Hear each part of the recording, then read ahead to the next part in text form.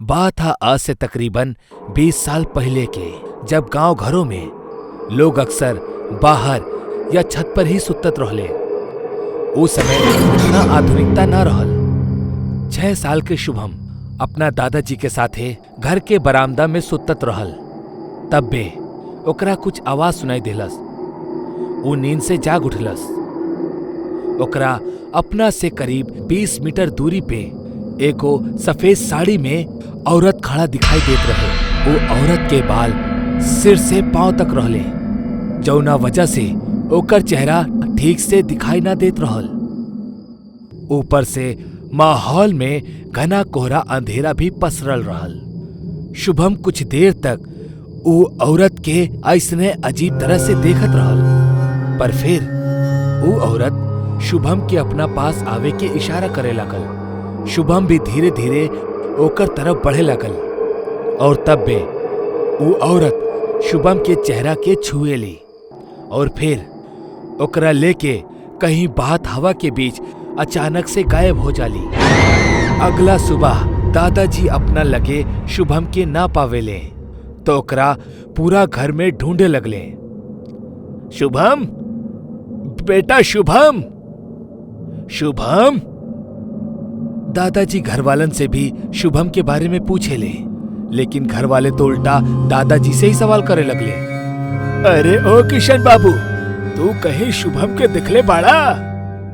अरे कमाल करते हो बाबूजी, आप ही के साथ तो हर रात सुतेला और आप हम ही से सवाल कर रहल बड़े।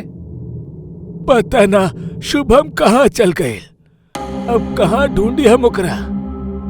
दादाजी कुछ समय तक शुभम के बारे में सोचे ले, लेकिन तब बे वो एकदम से भागत भागत बरामदा में आवेले, जहां उनके शुभम के चप्पल ऐसने पड़ल रहल। ओकरा देखा थी दादाजी चिल्लाए लगले, हे राम, हमार बच्चा के उचुड़ा ले गईल। हम पहले ही मना कैले रहनी, छोट बच्चा के बरामदा में सुते खातिर मत भेजा, पर ई बूढ़ आदमी के बात के सुनेला। तब बे उहाँ किशन भागत भागत आवेला। अरे का भइल बाबूजी, इतना हल्ला काहे मचा रहल बड़ा? शुभम गायब ना भइल बा, बल्कि ऊ बांझ चुड़ैल हमार शुभम के अपना साथ ले गइल बा। अरे का बाबूजी, बुढ़ापा में सठिया गइल बड़ा का? कुछो अनाप शनाप बके जा रहल बड़ा। अरे तू लोग बेवकूफ पड़ा और हमेशा रहबा। तू लोगन के काहे समझ नहीं के आवत कि ऊ बांझ चुड़ैल वापस ई गांव में लौट के आयल बाड़ी, अपन 27 साल पुराना बदला पूरा करे खातिर। घर के सब लोग बहुत परेशान रहले और भागत भागत बाहर की तरफ आवेले। वो सब मिलके शुभम के पूरा गांव में ढूंढेले, पर उनकरा वो कहीं भी ना मिलेला। अरे अबहिनो केहू हमार बात काहे ना सुन रहल बा? तू लोगन को काहे समझ नहीं के आवत कि शुभम गांव में ना खोइल बा, बल्कि ओकरा ऊ कलमुही अपना सुरंग में छुपा के रखले होई। तू सबके वही जाए के चाहिए। अरे सुनी आप लोग, हमरा के लागेला बाबूजी ठीक कह रहल बाड़े। ऐसन हो सकेला कि हमनी के शुभम साचो कौनो चुड़ैल डायन के पास होके।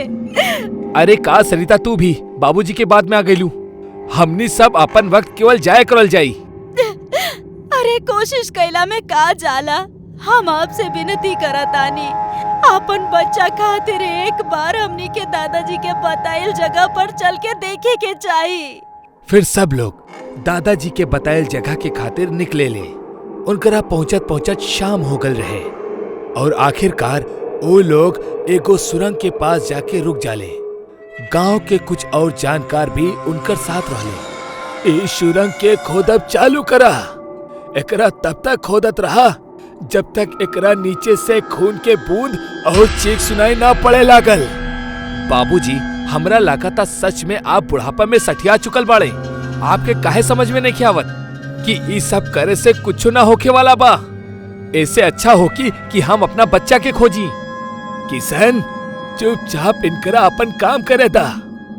बीच में दखल अंदाजी कैला तो जे भी होई ओकर जिम्मेदार तू ही होखबा। दादाजी के डांट के बाद कुछ समय खातिर किशन शांत होके तमाशा देखेला। तांत्रिक ठीक ओकरा बगल में खड़ा होकर लगातार तंत्र मंत्र पढ़त जात रहल। धीरे धीरे अब सूरज भी ढल गयल रहल। किशन के गुस्सा और परिस्थिति के बिगड़ब दोनों समय के साथ साथ बढ़त ही जात रहल। किशन एकदम से चिढ़ गयल और बोललस, अब अगर आप लोगन के ई बकवास में शामिल होके के बा त होखी, हम अब अकेले ही अपना बच्चे के ढूंढे के खातिर निकल रहल बानी। इतना बोल के किशन वहीजा से निकले ही जात रहल कि तब बे ओकर पैर जमीन से चिपक गयल, जैसे ऊ आगे बढ़ ही ना सकत रहल। ठीक उहे समय खुदाई के दौरान जमीन के नीचे से एगो बच्चा के चीख सुनाई पड़े लागल और खून के लाल लाल निशान भी जमीन पर दिखे लगले। गौर से सुनाई आवाज के, तांत्रिक तू अपना प्रक्रिया के तेज कर दा।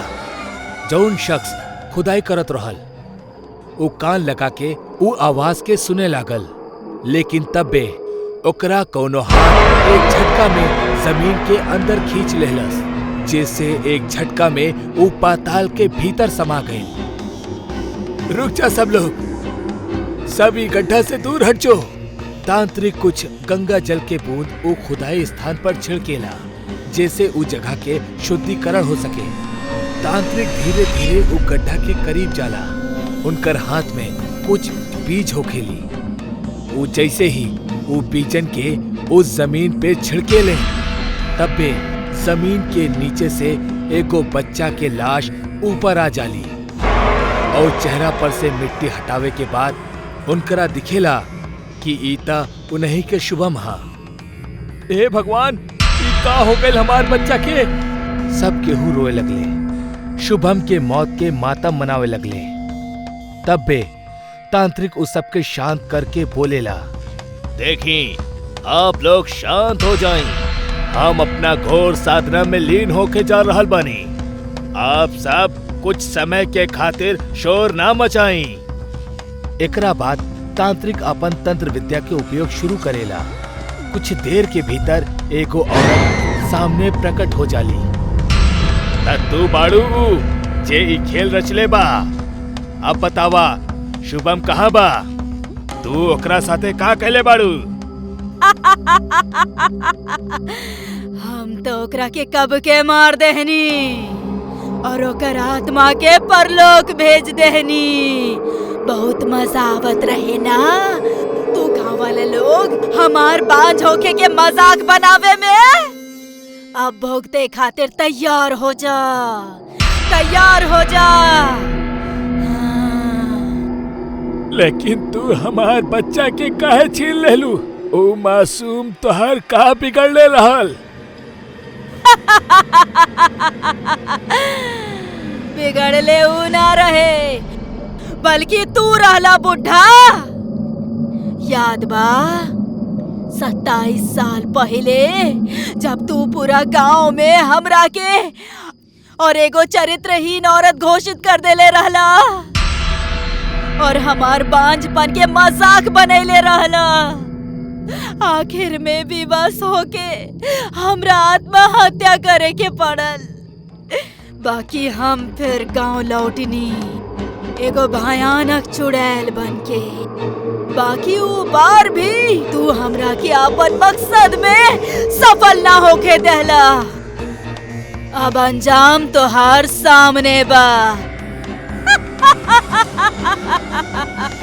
अरे अगर बदला ही लेवे के रहल तो हमरा से ले लेवे के रहल।